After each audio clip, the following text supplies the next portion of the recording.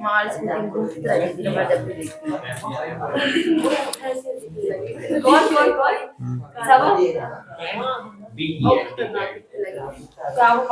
चलिए notes close कर दीजिए, चालू करें। इसी में टाइम हो जाएगा। कम पढ़ा रहे हैं।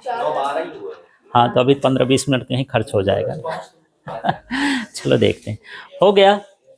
ठीक है, हमारा जो देखो, मैं दोबारा से बोल देता हूँ, पूरा चैप्टर समझने वाला है। यदि बेसिक चीज़ें समझ में नहीं आएगी तो पूरा ऐसे ही हो जाएगा, चैप्टर खाक हो जाएगा, बिना मतलब का हो जाएगा।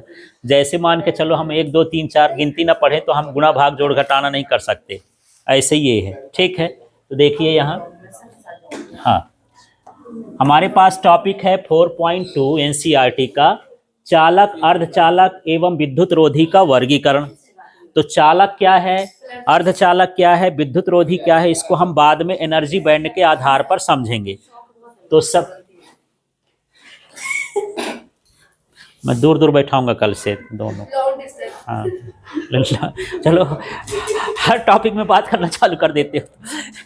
एक टॉपिक में रखो तो ठीक है ना, पढ़ाते समय तो कम से कम रहो। हाँ तो मेरा एनसीईआरटी बुक का जो टॉपिक है 4.2, चालक, अर्धचालक एवं विद्युत रोधी का वर्गीकरण, कंडक्टर, सेमीकंडक्टर, इंसुलेटर, ये क्या होते हैं हम पहले पढ़ चुके हैं, लेकिन हम इसको समझेंगे ऊर्जा बैंड के आधार पर। ठीक है, तो यहाँ पर सबसे पहले हम यही समझे कि ऊर्जा बैंड क्या होता है। थोड़ा सा देखना, मुझे बताना। यहाँ पर ये मैं सोडियम ले रहा हूँ और इसका परमाणु क्रमांक है 11। ठीक है, यदि इसका मैं इलेक्ट्रॉनिक कॉन्फ़िगरेशन करूं तो 1s2 होता है, 2s2 होता है, ठीक है, 2p6 हो गया, 3s1 हो गया, इसके आगे तो 3d भी होगा, 3p भी होगा, खाली होंगे। ठीक, अब इसमें यदि मैं इसका डायग्राम बनाऊं तो ये इस तरह से 2 इलेक्ट्रॉन होंगे 1s में, 2s में भी यहाँ पर हो जाएंगे क्या, ये 2 इलेक्ट्रॉन, p में कितने हो जाएंगे, 6 इलेक्ट्रॉन हो जाएंगे ये। ठीक है, और इसमें क्या हो जाएंगे, 1 इलेक्ट्रॉन होगा, यहाँ भी जो होंगे ये खाली इलेक्ट्रॉन होंगे।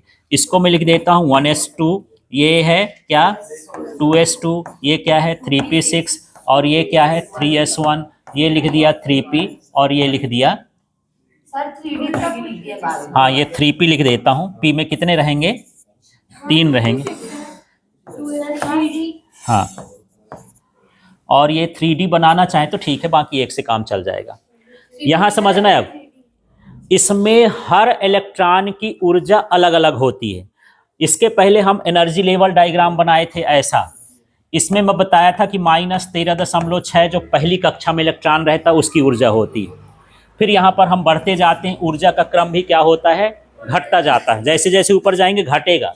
ये निकाले थे ऊर्जा का मान, En = -13.6 n² इलेक्ट्रॉन वोल्ट, इसके हिसाब से समझना है। ये समझने के लिए लिखा हूँ, ये वैल्यू अभी याद नहीं करना है। इसको देखो, ये क्या बताता है कि हर एक इलेक्ट्रॉन की ऊर्जा क्या होती है, अलग अलग होती है। जैसे मान लो यदि मैं 3 चीजें रखा हूं, ये उतने ऊंचाई पर है, ये इतने ऊंचाई पर है, तो हर जगह पर इनकी जो पोटेंशियल एनर्जी हो कैसी होगी, अलग अलग। ये थोड़ा नीचे है, इसकी कम होगी, इससे ज़्यादा इसकी होगी, इससे ज़्यादा इसकी और ज़्यादा होगी। ऐसे ऐसे जैसे हम ऊपर जाते जाएंगे इसकी ऊर्जा क्या होगी, अलग अलग होगी। तो यहाँ पर ये जो हैं ये उपकोष कहला गए ना, ऑर्बिट्स कहला गए। ठीक है, तो यहाँ पर अब हम क्या बोलेंगे परिभाषा, विभिन्न इलेक्ट्रॉनों की विभिन्न उपकोषों में ऊर्जा का स्तर, उनका ऊर्जा का लेवल क्या है। जैसे ये 2 इलेक्ट्रॉन हैं, इनकी ऊर्जा कम थी, NH2 में जाके भर गए, ठीक है ना। इसके बाद थोड़ा सा इनकी ऊर्जा क्या हो जाएगी, और अधिक हो जाएगी। जैसे जैसे यहाँ पर ऊर्जा अधिक होती जाएगी ये उसी तरह से क्रम में बढ़ते जाते हैं। मतलब मैं सिर्फ ये बता रहा हूँ कि यदि इस इलेक्ट्रॉन की ऊर्जा 0.1 इलेक्ट्रॉन वोल्ट होगी तो दूसरे इलेक्ट्रॉन की हो सकता है 0.11 इलेक्ट्रॉन वोल्ट हो, तीसरे इलेक्ट्रॉन की 0.13 इलेक्ट्रॉन वोल्ट हो। इस तरह से यदि हम क्रम से इसको जमा देंगे तो एक ऊर्जा का स्तर मिल जाएगा, उसी को हम क्या बोलेंगे, ऊर्जा बैंड। जैसे आप लोग बैठे हो, हाइट के हिसाब से मैं जमा दूं कि है ना, तो आपका हाइट का एक लेवल है, यहाँ पर मैं किसका जमा रहा हूँ, इलेक्ट्रॉनों को जमा रहा हूँ, तो इलेक्ट्रॉनों की ऊर्जा का लेवल जो कहलाता है वो क्या कहलाता है, ऊर्जा बैंड। तो चलिए परिभाषा करते हैं। अब क्या हुआ, विभिन्न उपकोषों में विभिन्न इलेक्ट्रॉनों की ऊर्जा का स्तर। अब चित्र से देखते हैं, ये उपकोष बने हैं, ये SPDF जो होते हैं उपकोष होते हैं। तो ये विभिन्न उपकोषों में, इसके अंदर इलेक्ट्रॉन भरे हैं, तो इलेक्ट्रॉनों की ऊर्जा का स्तर ऊर्जा बैंड कहलाता है। याद हो गया? थोड़ा सा देखिए, क्या पहले इसका नाम लीजिए, विभिन्न उपकोषों में, फिर इनका नाम विभिन्न इलेक्ट्रॉनों की ऊर्जा का स्तर। ठीक है, वो क्या कहलाएगा? ऊर्जा बैंड। अच्छा, अब उसमें मुझे ये बताओ, इसमें कौन सा इलेक्ट्रॉन है जो रासायनिक क्रिया में भाग ले सकता है या इलेक्ट्रॉनों का त्याग कर सकता है, या है ना, कौन सा कक्षक है? ये अंतिम कक्षा, इसको क्या बोलते हैं? संयोजी कक्षा, वैलेंस ऑर्बिट। ये कौन सी ऑर्बिट कहला गई? Valence orbit. सबसे अंतिम कक्षा जिससे इलेक्ट्रॉनों का आना जाना होता है, उसको हम कौन सी कक्षा बोलते हैं? संयोजी कक्षा। इसके इलेक्ट्रॉन इधर के नहीं आ जा सकते हैं, ये संयोजी कक्षा नहीं कहलाई। जो अंतिम कक्षा होती है उसी से इलेक्ट्रॉन आते जाते हैं, उसको हम क्या बोलते हैं? संयोजी कक्षा। समझ में आ गया? तो सिर्फ यहां पर विभिन्न उपकोषी की जगह क्या लिख दोगे? संयोजी उपकोष में विभिन्न इलेक्ट्रॉनों की ऊर्जा का स्तर। मुझे इसमें बताओ, मैं किस इलेक्ट्रॉन की बात कर रहा हूं? सारे इलेक्ट्रॉनों में किस इलेक्ट्रॉन की बात कर रहा हूं? ये वाले 3s1।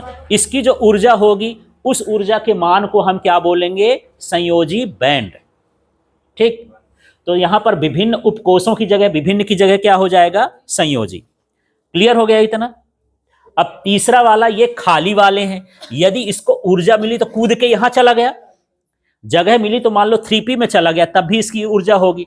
तो जब खाली उपकोष होते हैं तो इसको क्या बोलेंगे? रिक्त उपकोषों में विभिन्न इलेक्ट्रॉनों की ऊर्जा का स्तर क्या कहलाता है? चालन बैंड और कंडक्शन बैंड इसको बोलते हैं। फिर से दोबारा से समझते हैं। अब सारे इलेक्ट्रॉन हैं यदि किसी, तो सारे इलेक्ट्रॉनों को ऊर्जा के क्रम में जमा दो तो उसको क्या बोलेंगे? ऊर्जा बैंड।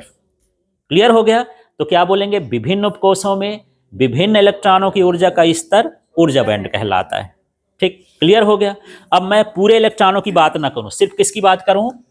संयोजी। ये कम ज्यादा भी हो सकते हैं, जैसे मैं क्लोरीन का ले लेता हूं। क्लोरीन का कितना होता है? 17। तो क्या बनेगा? 1s2, 2s2, 2p6, 3s2 और 3p। कितने हो गए? 17 हो गए, है ना? अब मुझे ये बताना, सभी इलेक्ट्रॉनों की ऊर्जा को हम क्या बोलेंगे? ऊर्जा बैंड। इसमें संयोजी इलेक्ट्रॉन वाला कौन सा है? 3p5। इसके इलेक्ट्रॉन इससे जुड़ेंगे, एक कम है तो आएगा या फिर यहां से जाएगा, कैसा भी करना हो साझा करेगा। ठीक है, ये क्या कहलाया? संयोजी बैंड। संयोजी बैंड में कितने इलेक्ट्रॉन हो गए? 5। तो 5 इलेक्ट्रॉनों की ऊर्जा का स्तर क्या कहलाएगा? संयोजी बैंड। संयोजी बैंड में उतने हैं ना, तो इसका नाम क्या हो गया? संयोजी उपकोष में विभिन्न इलेक्ट्रॉनों की ऊर्जा का स्तर। तो संयोजी बैंड में एक इलेक्ट्रॉन भी हो सकता है, और संयोजी बैंड में 4, 5, 6, 7 और भी इलेक्ट्रॉन हो सकते हैं। ठीक, अब इसके बाद हम यहां पर चलेंगे तो क्या हो जाएगा? ये 3D खाली है। 3D कैसा है? खाली है। तो खाली उपकोष में इलेक्ट्रॉनों की ऊर्जा का स्तर। अब क्वेश्चन ये है कि जब खाली है तो इलेक्ट्रॉन्स की ऊर्जा का स्तर कहां से? जब वहां कोई है ही नहीं है तो ऊर्जा का स्तर कहां से हो गया? ये इसलिए हो गया कि कभी कभी ये इलेक्ट्रॉन कूद करके, जंप करके, जब इनको ताकत मिलती है तो यहां पर चले जाते हैं, तब इनकी ऊर्जा का, इलेक्ट्रॉन का जो मान होगा, ऊर्जा का मान, उसे हम क्या बोलेंगे? चालन बैंड। तो चालन बैंड कैसा होता है? खाली होता है। चालन बैंड कैसा होता है? खाली। ठीक, क्लियर हो गया? अब अगली बात करते हैं, खाली स्थान में भरने के लिए आता है वर्जित अंतराल। अब संयोजी बैंड, एनर्जी गैप, संयोजी बैंड और चालन बैंड के बीच की ऊर्जा का अंतर। जैसे संयोजी बैंड की ऊर्जा मान लो 20 इलेक्ट्रॉन वोल्ट है और इसकी जो है 30 इलेक्ट्रॉन वोल्ट है, इनको घटा दो तो कितना अंतर आया? 10 इलेक्ट्रॉन वोल्ट का। तो 10 इलेक्ट्रॉन वोल्ट ये क्या कहलाया? वर्जित अंतराल। ठीक है, तो वर्जित अंतराल क्या कहलाया? संयोजी बैंड और चालन बैंड के बीच ऊर्जा का अंतर। ठीक, इसके बाद हम अगला वाला पॉइंट चलते हैं। ये ओके जैसे दिख रहा है, पर इसको 0 केल्विन पढ़ना है। ये क्या लिख रहा है? 0 केल्विन। 0 केल्विन ताप पर, बाकी यही लिख देना। विभिन्न उपकोषों में विभिन्न इलेक्ट्रॉनों की ऊर्जा का स्तर क्या कहलाएगा? फर्मी बैंड कहला जाएगा। ठीक है, तो इसमें और इसमें क्या फर्क हो गया? ये किसी ताप का होगा, 10 डिग्री, 50 डिग्री, 100 डिग्री, या किसी ताप पर है तो सिर्फ क्या कहलाया? ऊर्जा बैंड। और जब 0 केल्विन का ताप ले लेंगे तो क्या कहलाएगा? Fermi band. ठीक।